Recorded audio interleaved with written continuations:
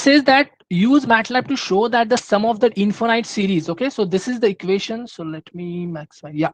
So this is the equation that, and this equation equals to the pi. Okay, so do this by computing the sum for n is equal to 10, n is equal to 20, and n is equal to 50. Okay, so the each part create a vector n.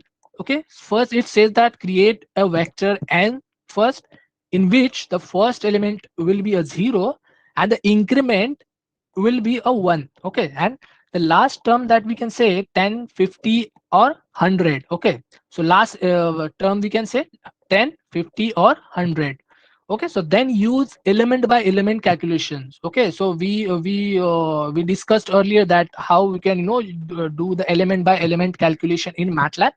So to create a vector in which elements are this equation, like the -3 raised to -1 divided by 2n plus 1. Okay, so finally use a function like the sum function to add the terms of the series and multiply the result by square root of 12 and compare the values to obtain the in different parts like a, b, and c to in the value of pi. Okay, in MATLAB. So it says that the take the values from this a, b, and c. Okay, now to solve this question into MATLAB, so what we can do, first, we'll declare variables at it says in questions n is equal to 0 to 10 using the colon notation.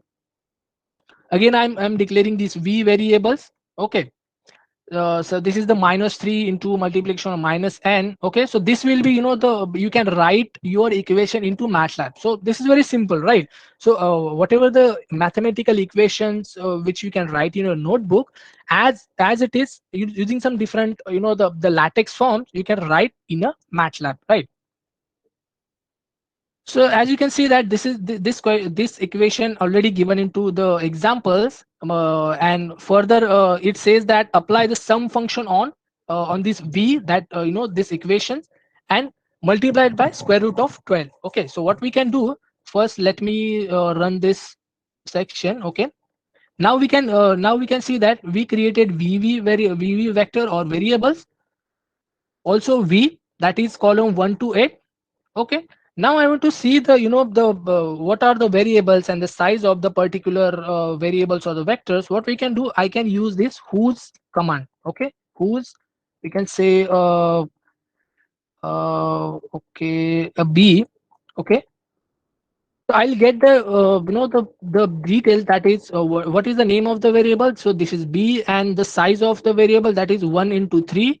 So how much byte it has taken, that is 24, and the class. Okay, so as I told you that MATLAB will by default it will select you for double precision methods, right? Okay, so using this whose command you can find out the further information like name, size, and the bytes that that variable has taken. Okay, so I was here like I just declare the variables n, v into v. Okay, and applied this sum and square root function on it. And after running this section, I can see like n, v, and vv. Okay, further that it says that apply it on the function that they said here. For example, n n is equal to the 10. So for that, I'm again creating this n the 0, 10. Okay, same for doing the for the b things also. N is equal to 0 not colon to 20, v also 3. So it says that apply this equation on that they give some values, for example the sum and square root function. So this is a mathematical inbuilt function in MATLAB. So you can use to to find out the sum, how many sums are there, and the square root of the values, right?